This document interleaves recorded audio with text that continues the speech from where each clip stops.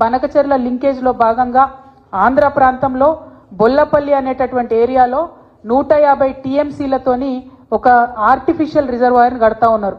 దీనివల్ల నల్లమల్ల ఫారెస్ట్ కూడా మునిగిపోతా ఉన్నది.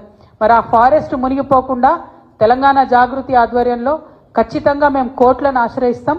ఎట్టి పరిస్థితుల్లో ఈ బనకచెర్ల లింకేజ్ ప్రాజెక్ట్ నాపడానికి మేము శతవిధాలుగా ప్రయత్నిస్తాం. ఇదివరకు తెలంగాణ జాగృతి ఆధ్వర్యంలో ఉమ్మడి ఆంధ్రప్రదేశ్లో పోలవరం మీద కూడా మేము కేసులు వేసి ఆపే ప్రయత్నం చేసినాం.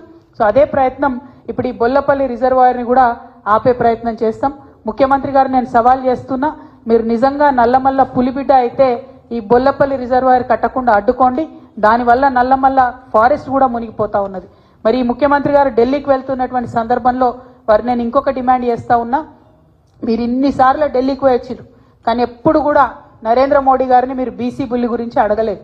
మీరు రాహుల్ గాంధీ గారు చెప్పారు కాబట్టి నేను బీసీ బిల్లు పెట్టినా అన్నారు.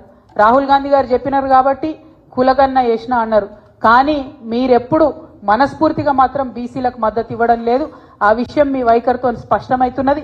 నేను రేవంత్ రెడ్డి గారిని డిమాండ్ చేస్తా ఉన్నా, మీరు ఇవాళ ఢిల్లీకి పోతా ఉన్నారు, మళ్ళొకసారి హాఫ్ సెంచరీ దాటినట్టుంది, 51సారి కావచ్చు ఇది. మరి ముఖ్యమంత్రి గారికి కంగ్రాచులేషన్స్ కూడా చెప్పాలి. గిన్నిస్ రికార్డు వాళ్ళు వెతుకుతున్నారట రేవంత్ రెడ్డి గారు ఎక్కడ ఉన్నారని. ఢిల్లీకి పోయి వచ్చే ముఖ్యమంత్రులలో గిన్నిస్ రికార్డు కూడా వారికే వచ్చేటట్టుగా నాకు కనిపిస్తూ ఉన్నది. మరి మీ గిన్నిస్ రికార్డు వచ్చినందుకు సంతోషం, కానీ మా బీసీ బిడ్డల బిల్లును మాత్రం మీరు ఢిల్లీకి పోతా ఉన్నారు, ఖచ్చితంగా తీసుకొని రావాలని చెప్పి మేము డిమాండ్ చేస్తూ ఉన్నాం. ఒకవేళ మీరు బీసీలకు 42% రిజర్వేషన్ ఇవ్వకుండా ఎలక్షన్లకు పోయేటట్టయితే ప్రతి గ్రామంలో ఉన్నటువంటి తెలంగాణలో ఉన్నటువంటి ప్రజాస్వామ్యవాదులందరినీ కూడా మేము రిక్వెస్ట్ చేసి 100ల కొద్దీ నామినేషన్లు వేపిస్తాం. ఎలక్షన్ కమిషన్కు ఎన్నికల ప్రక్రియను మేము అడ్డు తగిలే విధంగా 100ల కొద్దీ నామినేషన్లు ప్రతి వార్డులో ప్రతి పంచాయతీలో కూడా వేపిస్తామని సందర్భంగా నేను తెలియజేస్తా ఉన్నాను. అదేవిధంగా బీసీ బిల్లు సాధన కోసం మరి అలా తెలంగాణ వికసిత్ యాత్ర పేరుతో చెప్పి మీటింగులు పెడతదట. ఏం వికసిత్ యాత్రనో ఎందుకోసమో నాకు అర్థమైతలేదు.